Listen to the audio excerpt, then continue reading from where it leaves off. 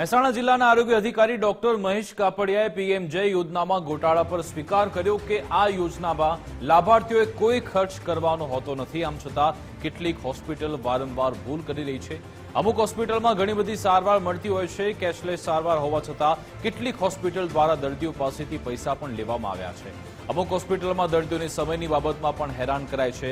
Doctor Mahesh કાપડિયાએ એ પણ સ્વીકાર્યું કે બોરીસણા ગામમાં આરોગ્ય વિભાગના કર્મચારીઓથી ક્યાંક ચૂક થઈ રહી।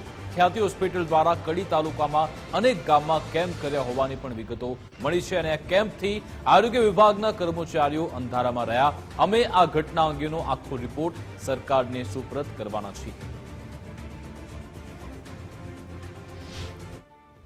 અમુક હોસ્પિટલોમાં મલ્ટી સ્પેશિયાલિટીની અંદર ઘણી બધી સારવારો મળતી હોય અને ઘણા બધા લાભાર્થી જતા હોય। આ બધી જ હોસ્પિટલની અંદર જ્યારે પણ લાભાર્થીને પીએમજેવાય કાર્ડ હોય એટલે એનો અર્થ એવો થયો કે આ કેશલેસ સારવાર છે। દર્દીને ખિસ્સાનો એક પણ પૈસો એને ખર્ચવાની એમાં કોઈ જરૂરિયાત જ ઊભી નથી થતી। જ્યારે કોઈ પણ દર્દી બતાવે કે મારી પાસે મા કાર્ડ છે એની તમામે તમામ પ્રકારની સારવાર સરકારશ્રીના ખર્ચે મફત થવી જોઈએ। આ એક 5 લાખ અત્યારે હાલમાં 10 લાખનું એ જેને કહ્યું કેશલેસ કાર્ડ છે એ એનો એક જાતનો એનો કોરો ચેક છે।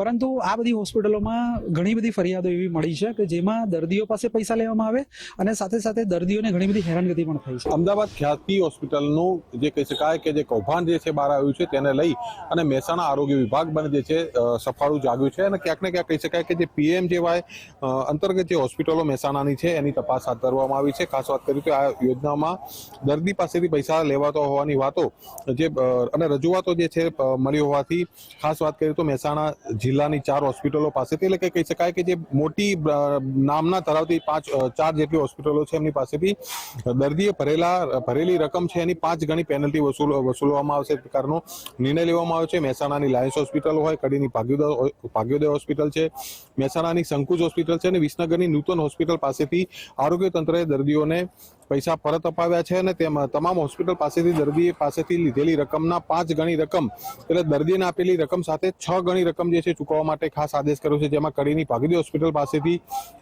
1,10,410 પેનલ્ટી વસૂલ કરવામાં આવશે। તેમજ મહેસાણાની લાયન્સ હોસ્પિટલ પાસેથી 65,435, નૂતન હોસ્પિટલ પાસેથી 45,850 પેનલ્ટી વસૂલ કરાશે। સંકુજ હોસ્પિટલ પાસેથી 57,000 પેનલ્ટી વસૂલ કરવાનું ખાસ જે નક્કી કરવામાં આવ્યું છે।